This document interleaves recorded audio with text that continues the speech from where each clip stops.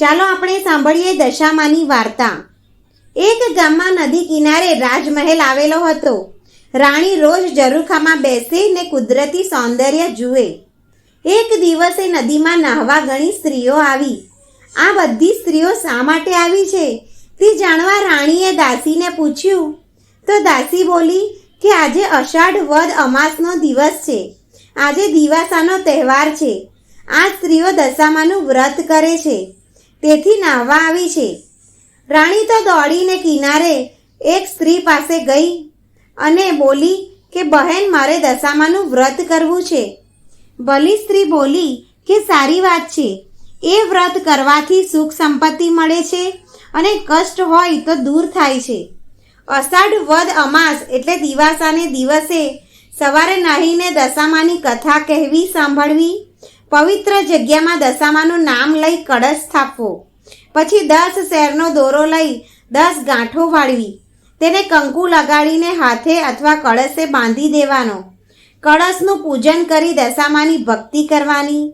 વ્રત કરનારે 10 દિવસ સુધી નકોડા ઉપવાસ કરવા, એક ટાણું કરે તો પણ ચાલે। 5 વર્ષ સુધી આ વ્રત કરીને શ્રદ્ધા મુજબ તેનું ફળ મળે છે। વ્રતનો મહિમા એટલો બધો કે કહેતા પાર ના આવે।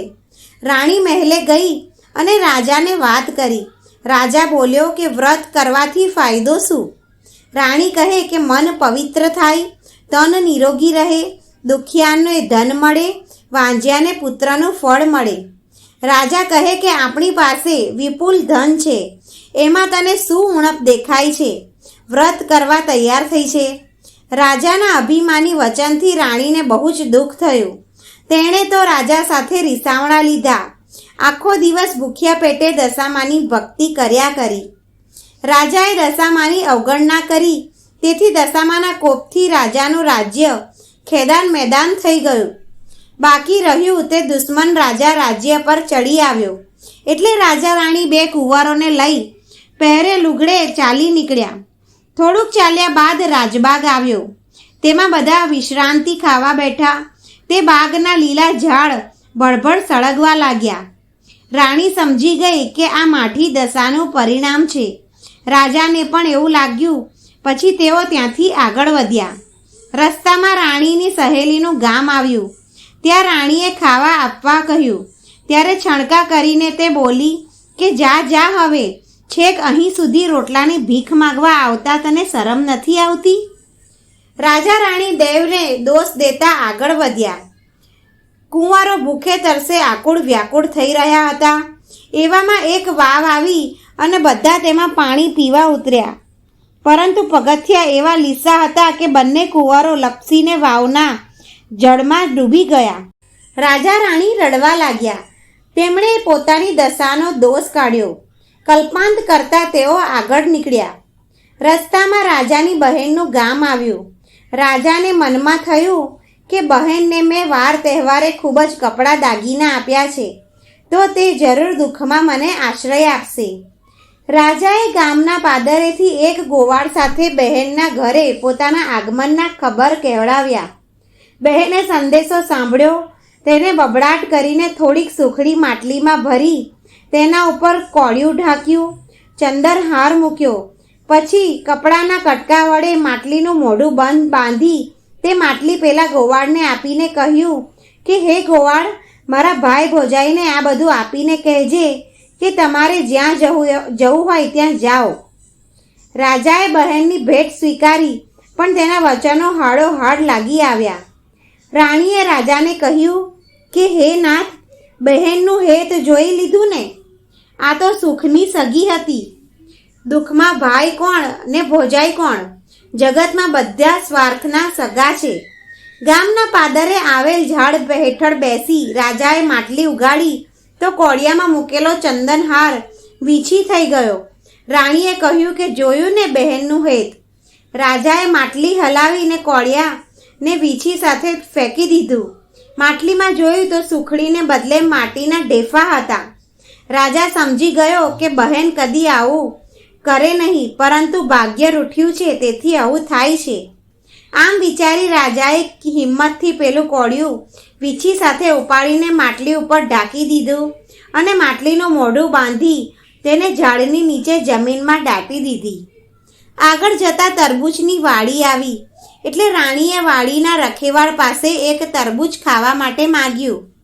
રખેવાળે 2 તરબૂચ આપતા કહ્યું કે બહેન, અત્યારે તરબૂચ ખાવાથી આખી રાત ઓડકાર આવશે, માટે સવારે ખાજો ને, જ્યાં જવું હોય ત્યાં જાઓ.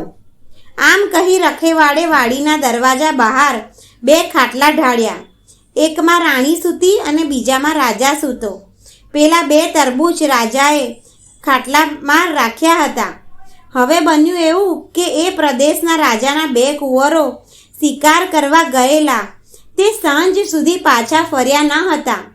રાજાએ સિપાહીઓને કુંવરની શોધ માટે દોડાવ્યા. આ બાજુ રાજા રાણીના કમભાગ્યે ખાટલામાં રાખેલા 2 તરબૂચ એકાએક ગુમ થયેલા કુંવારોના મસ્તક બની ગયા હતા. રાજાને આ બાબતની ખબર ન પડી. સવાર પડતા પહેલાં રાજાના સિપાહીઓ શોધતા શોધતા તરબૂચની વાડી આગળ આવી પહોંચ્યા. ત્યાં રાજાના ખાટલામાં ગુમ થયેલા કુંવરોના લોહીથી તરબડો થયેલા મસ્તકો જોઈ તેઓ સમજ્યા કે આ માણસે કુંવરોને મારી નાખ્યા છે. તેથી તેમણે રાજાને પકડી લીધો. આ ધમાલમાં રાણી જાગી ગઈ એટલે તેને પણ બંદીવાન બનાવી. બંનેને રાજા પાસે લઈ જઈ તરબૂચમાંથી બનેલા કુંવરના મસ્તક બતાવીને કહ્યું કે મહારાજ, આ લોકોને કુંવરને મારી નાખ્યા છે. રાજાએ બંનેને કેદખાનામાં જુદી જુદી કોટડીઓમાં પૂરી દીધા. રાણીને ઘણીવાર મનમાં થતું કે મારા પતિએ દશામાના વ્રતની અવગણના કરી છે, તેથી જ કુટુંબના માથે દુઃખના ડુંગર તૂટી પડ્યા છે. માટે અષાઢ માસમાં દશામાનું વ્રત કરી માને રીઝવું. શ્રાવણ મહિનો બેસવાનો 1 દિવસ પહેલાં રાણીએ કેદખાનાના ઉપરીને કહ્યું કે ભાઈ, આવતીકાલે દિવાસો છે અને હું દિવાસાના દિવસે દશામાનું વ્રત કરું છું, માટે વ્રત કરવા દેશો તો તમારું ભલું થશે. ભલા ઉપરીએ ધર્મના કામમાં ના પાડી નહીં અને જોઈતી સામગ્રી લાવી આપી. દિવાસાના દિવસે સવારે નાહીને રાણીએ 10 શેરનો દોરો લઈ તેને 10 ગાંઠો વાળીને કંકુ લગાડ્યું. પછી માતાનું નામ લઈ કળશની સ્થાપના કરી તે દોરાને કળશ સાથે બાંધી દીધો. પછી કળશનું પૂજન કરી આખો દિવસ દશામાની ભક્તિ કરી ભૂખ્યા પેટે સૂઈ ગઈ. આવી રીતે 10 દિવસ નકોડા ઉપવાસ કરી રાણીએ વ્રત પૂરું કર્યું. એ રાતના રાણીએ 10 મુઠ્ઠી ઘઉં ભરી માટીની સાંઢણી બનાવી અને સવારે નદીમાં પધરાવી દીધી. એ રાતના ત્યાં રાજાને સ્વપ્નમાં દશામાએ આવીને કહ્યું કે હે રાજા, તે કેદ કરેલા સ્ત્રી પુરુષ તારા કુંવરોના હત્યારા નથી, પણ દૂરના રાજ્યના રાજા રાણી છે, માટે તેમને છોડી દે. તમારા કુંવરે જે શિકારે ગયા હતા તે તેના મોસાળમાં છે.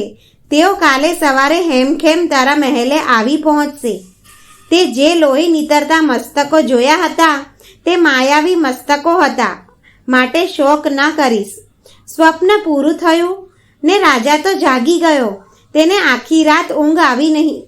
સવાર પડતાં જ તેને તે ગુમ થયેલ 2 કુંવરો ઘોડા મારફત મહેલે આવી પહોંચ્યા. રાજા કુંવરોને ભેટી પડ્યો અને આખા મહેલમાં આનંદ છવાઈ ગયો. પછી તે રાજાએ પેલા બંદીવાન રાજા રાણીને માન સહિત મહેલે બોલાવી તેમને આવકાર આપ્યો, જમાડ્યા અને ક્ષમા કરજો તેમ કહ્યું. મારા કુંવરો જીવતા છે અને આખરે તે મહેલે આવી ગયા છે.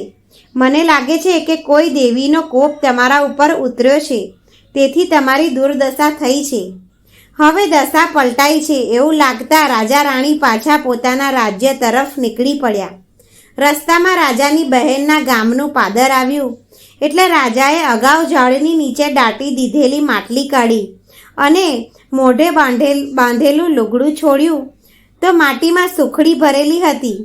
તે બંનેએ ખાધી.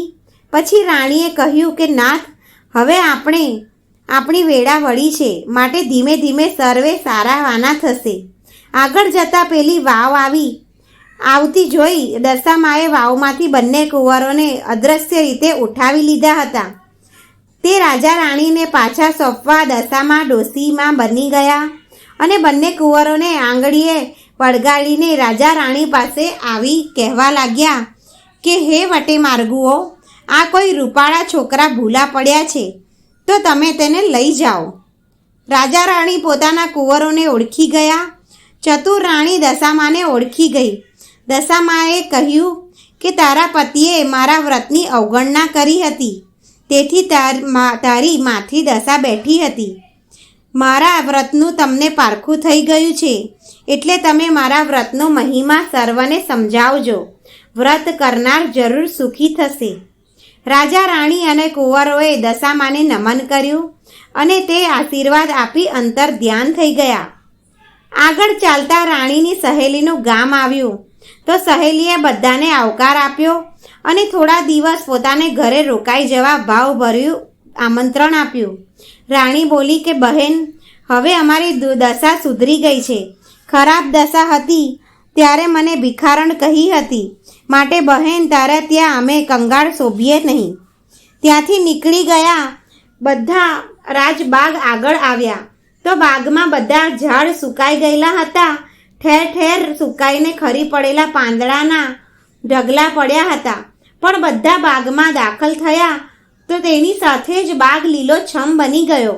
આ જોઈ રાણીએ રાજાને કહ્યું કે જોયું ને, આપણી દશા ફરી, એટલે આપણે જ્યાં જઈએ છીએ ત્યાં વધાવી લેવામાં આવે છે. માળીએ આખા ગામમાં સમાચાર ફેલાવ્યા એટલે પ્રજામાં હર્ષ વ્યાપી ગયો. બધા બાગ આગળ આવ્યા. દુશ્મન રાજા જેણે આ રાજાનું રાજ્ય પચાવી પાડ્યું હતું તે આ રાજ્યનો કબજો લીધા પછી બહુ હેરાન થઈ ગયો.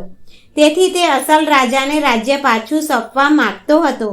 તે પણ ખબર મળતા રસાલા સાથે રાજબાગમાં આવ્યો અને પોતાની ભૂલ કબૂલ કરી રાજાને તેનું રાજ્ય સંભાળી લેવા કહ્યું.